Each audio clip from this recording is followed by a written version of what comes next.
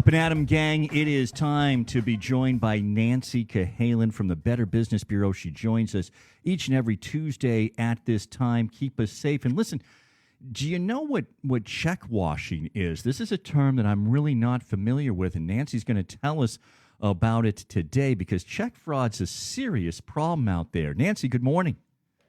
Good morning. Yeah, check use is declining. You don't really write as many checks, and but you would think that would slow down the fraud, but it's not. It's still a very serious problem. In fact, check fraud has increased. It's doubled since 2021. So with less checks being written, this makes no sense, right?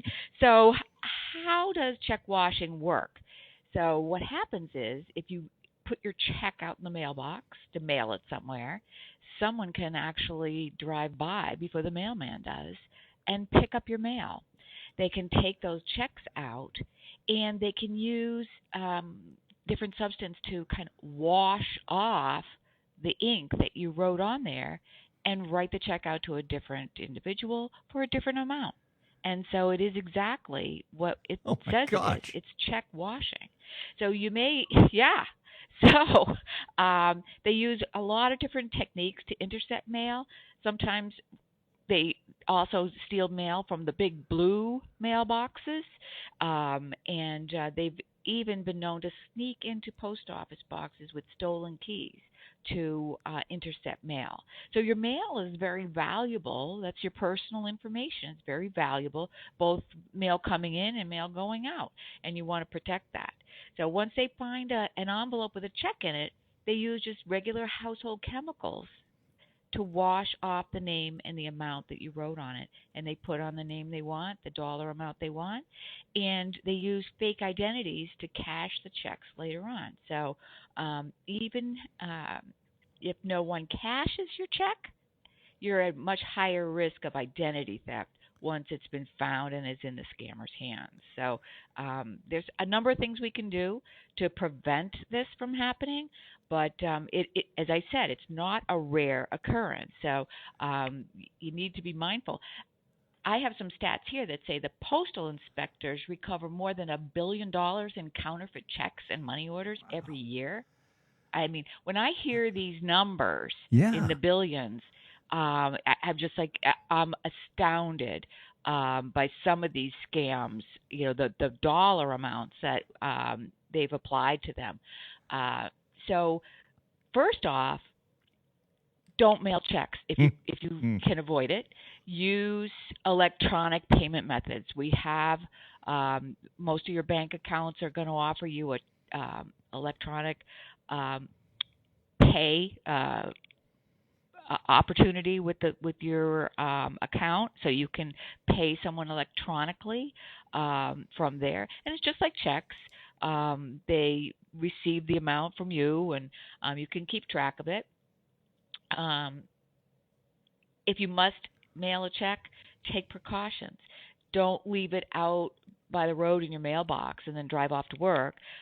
Drop it off at the post office. Use the lobby mail slot instead of in a mailbox out, with the flag up, or in the blue box on the corner.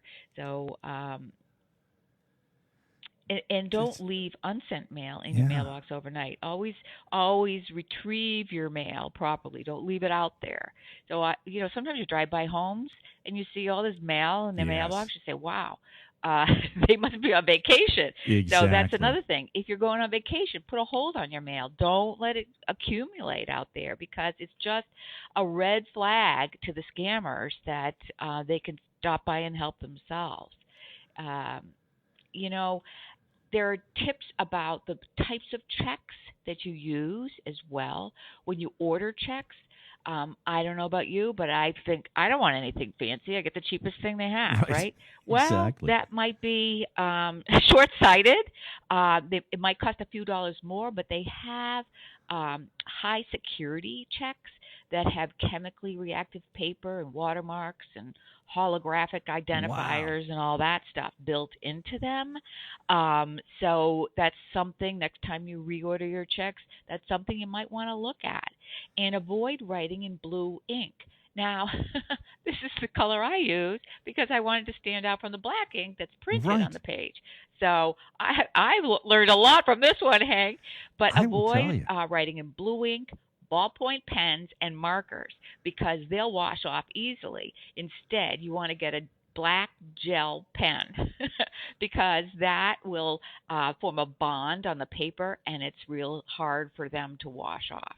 So Nancy, who knew yeah. that? Right. No, this is so eye-opening. Yeah. When you said that we were going to talk today about check washing, I honestly didn't think that it would be so literal what people were doing. And it really does make me think about my mailbox and just sort of knowing what time the mailman comes, because he usually comes about the same time each day, and maybe making sure that I'm down there to grab anything if I'm expecting a check to come in the mail, because this is really, as I said, I'm flabbergasted. This really is eye-opening that there are people who are out there and doing it. As we always say, these fraudsters, they are so they're clever, and they really know their stuff. If only, Nancy, they would put all this time into doing good instead of into doing evil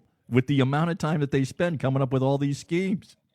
Absolutely, they are very clever. And looking at this scam, this is really low tech. They see the flag up on your mailbox. Yeah. They swing by, pick up your mail. They go home. They use I don't know what they use. It's a household chemical. Yeah. It could be Mr. Clean for all I know. They wash off the stuff you've written on the check, replace it with something else, and they're off to the races. So it's very, very low tech. And I didn't realize just how often it happened. It's $680,000 in 2022. So that's a good chunk of change. It sure is. And it has doubled. Yeah, it's on the rise, even though we're writing less checks. So,